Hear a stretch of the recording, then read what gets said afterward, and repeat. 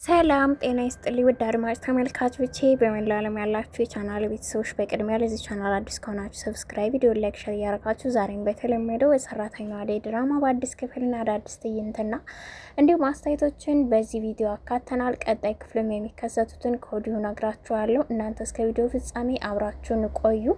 ዛሬ ላይ የአደይ እናትና የአደይ እህት ብርሃኔ ለአደይ ሰርግ ዝግጅት ከገጠር ወደ ከተማ እየመጡ እንደነበር የምናስታውስ ነው። ኩኩሻ ወደ ቤት ልትወስጃ ነው።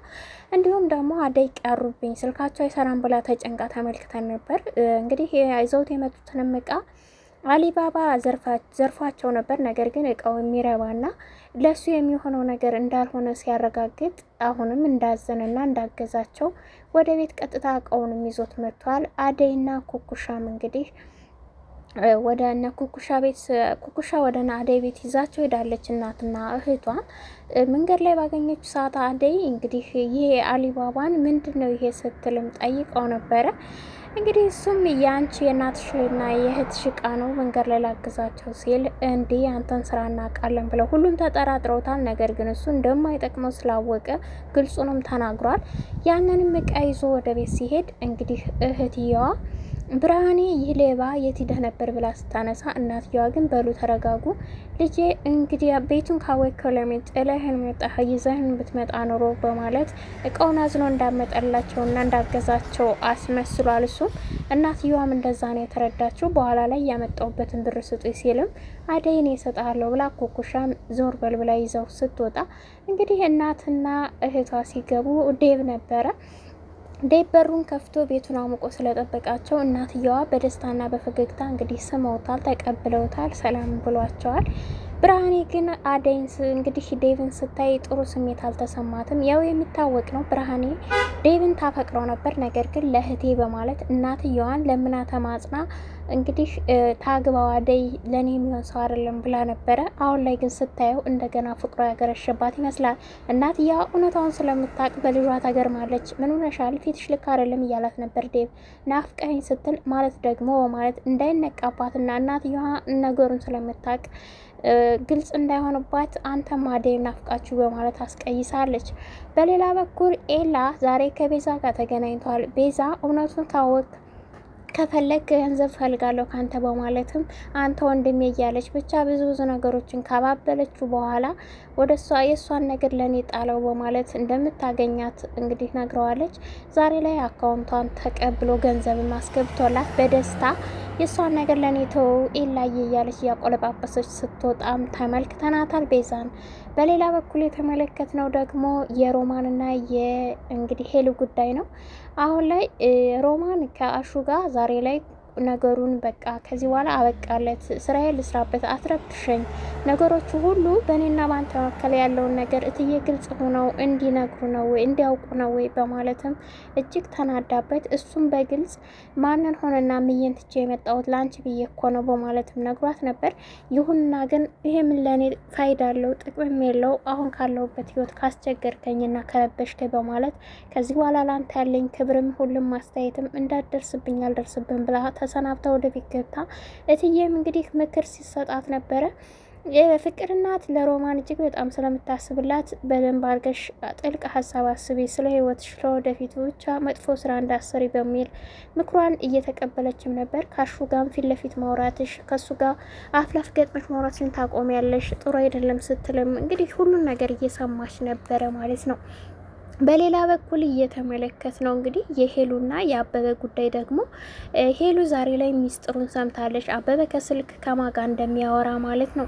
ይህም የሆነበት ምክንያት ያችው የቀድሞ ፍቅረኛው ከዛ ካለበት አገር የምትወደው ሴት አለች፣ በተደጋጋሚ እያስቸገረችው ነው እና አሁን ላይ እባክሽ ህይወት አለኝ እኔ ለአንቺ የሚገባሽ ሰው አይደለሁም አትረብሺ በሚል በግልጽ ሲናገር እሷ ከበር ስር ሁላ ሁሉን ሰምታለች። ታዲያ አበበም እንደሰማች ስላወቀ በጣም ተደና አብሮ ለሄሉ ምን መልስ መስጠት እንዳለበት ግራ ገብቶታል።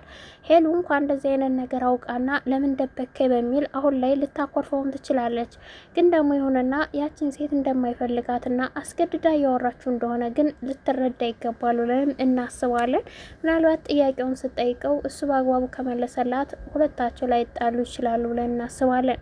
በሌላ በኩል ኤላ ዛሬ ላይ ወደ ዶክተር ቢሮን በመሄድ ዶክተር ሄኖክን ውጭ ሀገር ያለው ቤስት ፍሬንድ የነበር ታሜ ሳለም እየታከምኩ ነበር እሱን ለመጠየቅ መጣው ሲል ለዶክተር ዩኤል ይጠይቀዋል። ዶክተር ሄኖክ እንግዲህ ቢሮ አልነበረም በሰዓቱ። ኤላ እንግዲህ ታሜ ነበረ። አሁን ላይ ፍቅረኛዬን ፈልጌ ብመጣ እሷ ግን ሌላ ህይወት እያለም እጅግ እየተናደደና እየተጸጸተም ተመልክተነው ነበረ። እንደዚህ አይነቱም ፍቅር አለ ሲል ዶክተር ዩኤልም እንግዲህ ለሊ መሆኗን አላወቀም ነበረ።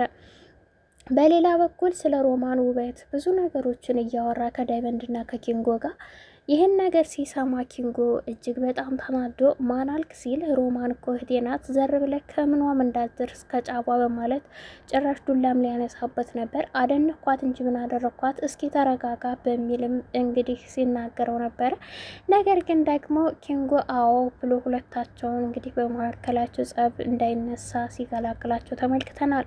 ሌላኛዋ ሊዱ አሹን ዛሬ ላይ ሮማን ከዶክተር ጋር የት አባቷ አግኝታው ነው ይሄው የሰው ፍቅረኛ የምትነጥቀው በማለት እንግዲህ እጅግ በጣም ተናዳ ዛሬ ላይ እሷንም አግኝታ የት ነው የተገናኛችሁት ብላ እያፋጠጠቻት ሊዱ እንግዲህ በጣም ተናዳለች። ሮማን ስለ ሮማን እያወራ ስለሆነ ሮማን ወዷታል በሚል አስባ ማለት ነው። ሮማን የምታውቀው ጉዳይ የለም። አሁን ላይ እንግዲህ አሹም ቢሆን የከተማ ዶክተር አሸፈተሽ በሚል እኔ ደግሞ ምንም ይሁን ምንም ቢሆን እንደው ከሚየጓሮ ይሽ ነው መገባ እያለም በብቻው እየዛተና እያብሰለሰለም ተመልክተነዋል። ዶክተር ሄኖክ አላወቀም ነበረ የነ ዳይመንድ ያው አንድ አካባቢ መሆናቸውን ሁሉንም ሳያቅ ነበር ያወራው። እንግዲህ ስለሷ ቁንጅናና እንደወደዳት ነበረ። ነገር ግን ኪንጎ ዘራፍ ሲልበት ዳይመንድ እንግዲህ ሲገላግል ነበረ ማለት ነው።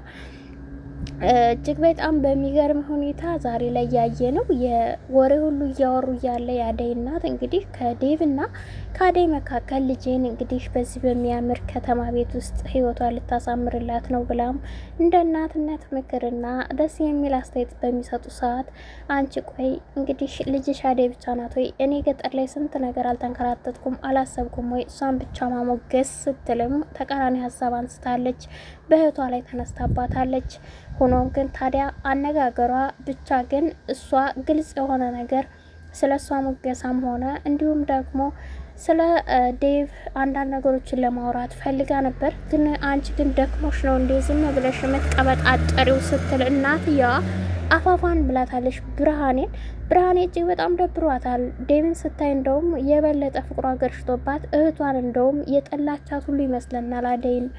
ታዲያ ለምን እህት ኖረችኝ የሚያስብል ሁሉ እየታና መልከታ የተመለከትናት ይመስላል። ታዲያ በመሀል ዴቭም ሊወጣ ነበር ከቤት ለባብሶ እነሱንም እንግዲህ መጣው ብሏቸው ከግቢ ሲወጣ ተከትለው ነበር የወጣችው። ዴቭ ወዴት ልትሄድ ነው ቡናውን ሳትጠጣ በማለት ያዘንሽ መስላ ተቀርበዋለች። ምን ነው ብርሃኔ ልክ አይደለም ፊትሽ ምን ሆነሻል እመለሳለሁ ብሎም በሚላት ሰዓት እኔ ድሮ እዛ ገጠር ያለው ለአፍታ እንኳን አንተን ሳላስብህና እንዲሁ በውስጤ ያንሰላሰልኩ ነው ሙሉ ማድረው የሚል ቃላት ካንደበቷ ወጣ።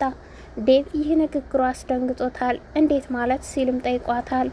አዎ እኔ እንዲሁ ሳይህ በጣም ነው የምወድህ ደግሞ በጣም ናፍቀኛል በሚል እንዲሁ በደረቁ ፍቅሯን ገልጻ ተጠምጥማ አቤታለች።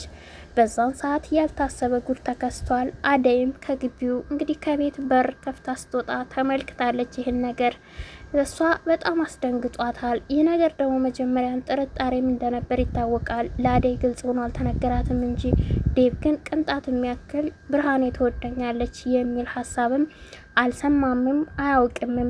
አደይ ግን በትንሹ ጭርፍታም ቢሆን ሄለን ነግራት ስለነበር በፊት ይህ ነገር ውስጥ ላይ ያለ ነገር ግን ደግሞ እውነት ነው ብላም አልተቀበለችውም ነበር። አሁን ግን እህቷ አስተቃቀፏ እውነትም የናፍቆት ይመስላል።